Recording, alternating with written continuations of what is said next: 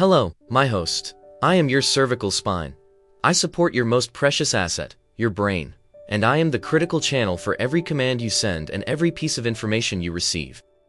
You always say your neck feels like it's about to break, but that's just me, reminding you that it's time to pay me some attention. I am not just a single bone, but a complex structure of 7 vertebrae, known as C1 to C7. Each one has its own unique design and a critical duty to perform. The problem is, in the modern world, you put me under constant attack. When you spend hours looking down at your phone or computer, the pressure I endure dramatically increases. When you look down at a 60-degree angle, I have to bear a pressure of up to 30 kilograms, or 66 pounds. Over time, my normal, elegant curve can straighten, or even worse, reverse. Your habits during sleep are just as critical. A pillow isn't meant for your head. It should be placed to support your neck, filling the space between your head and shoulders. This is the only way to help me maintain my natural, healthy curve while you rest. A pillow that's too high, too hard, or too low will only increase my burden, leading to the neck and back muscle tension, spasms, and soreness you feel in the morning. This constant strain can even accelerate my degeneration. With age, or accelerated by your long-term improper use, my delicate intervertebral discs will begin to thin and degenerate. The space between my vertebrae collapses, and sharp bone spurs may start to grow along the edges. If a nerve root or the spinal cord itself gets compressed or irritated by these changes, it will cause persistent pain, numbness, and weakness along that nerve's path. This condition is commonly known as cervical spondylosis, or neck arthritis. The specific symptoms you feel often depend on the exact location of the compression. For example, irritation of the C6 nerve root can affect sensation and strength in your forearm and thumb, while compression of the C7 nerve can cause issues in the back of your neck and your triceps muscle. Every part is interconnected. So, now that you understand the danger, let me show you the intricate marvel of engineering that you've been putting at risk every single day. To truly understand why I'm so vulnerable, you must first understand how uniquely I am built. Each of my 7 vertebrae has a special purpose, but my top 2 are the real superstars, a true masterpiece of biological engineering. My first vertebra, C1, is called the Atlas, named after the Greek titan who held up the world. And that's essentially my job. I am a delicate ring of bone that directly supports the entire globe of your skull. This special joint where I meet your head is what allows you to nod, yes. Right below, my second vertebra, C2, is called the axis. It is completely different. It has a unique bony peg, called the dens, that rises up and fits perfectly inside the ring of the atlas. This remarkable partnership creates a pivot joint, the secret to how you can so effortlessly turn your head to say, no. The vertebrae from C3 to C6 are my diligent workhorses. They are more typical in shape, but they work together tirelessly to provide the incredible range of motion for your neck's daily flexible movements. Then there's C7, the last of my team.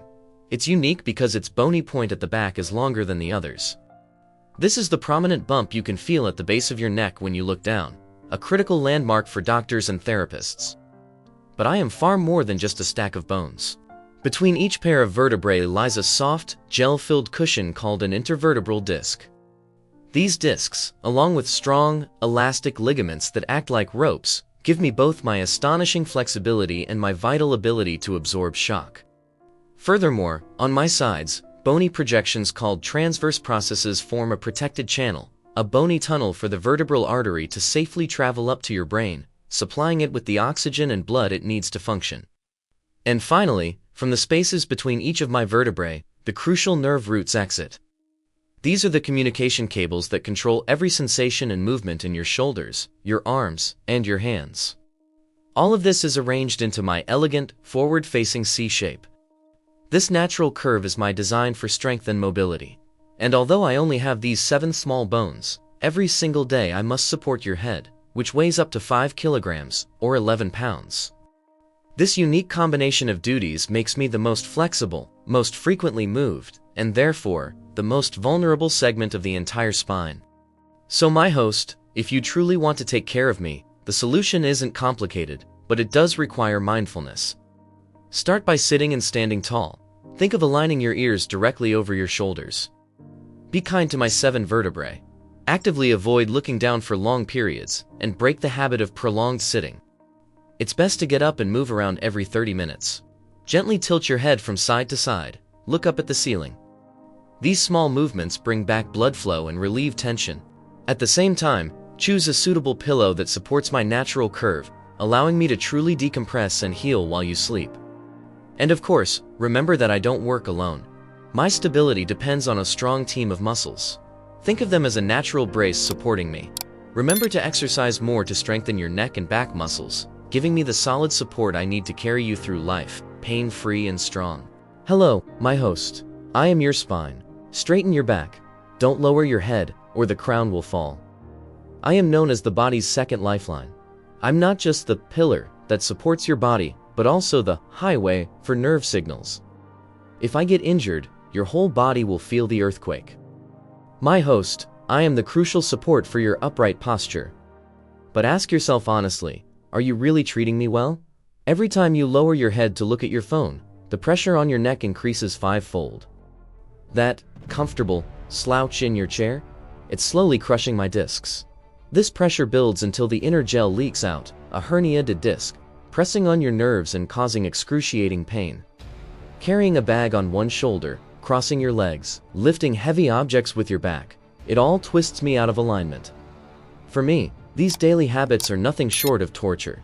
So, how am I built to handle all this?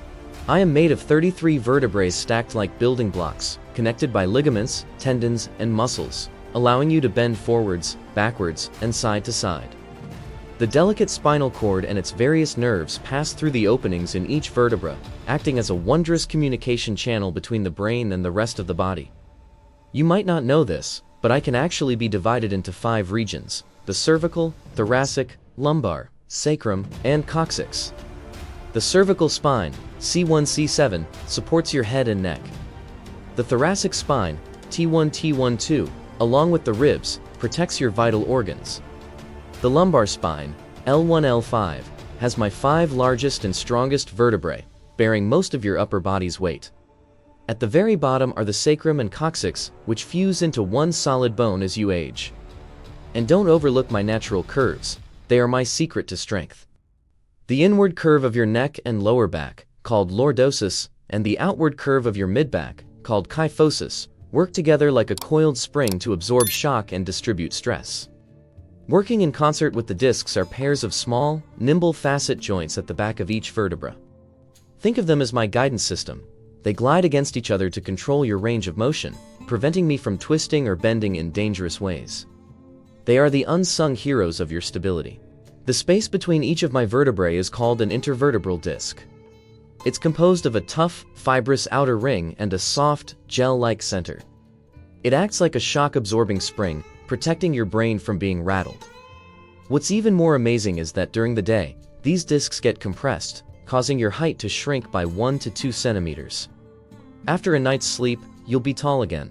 With age, the discs will degenerate and dehydrate. This is why people gradually get shorter as they get older. My host, straightening up for a moment won't fix it. You need to build daily habits. Sit like a bell. Don't hunch like a shrimp. Stand like a pine. Don't slouch. When lifting things, learn to use the power of your legs. Don't treat my lumbar spine like it can handle 1,000 pounds.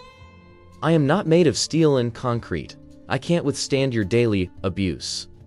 If you've learned something valuable today, please give this video a like and share it with someone who needs to hear this message. You'll be helping their spine, too. For more ways to understand and protect your body, subscribe to Health Visualized Explained and let us know in the comments what we should visualize next. Remember, correct posture, moderate exercise, and avoiding prolonged sitting. That is how you truly take care of me.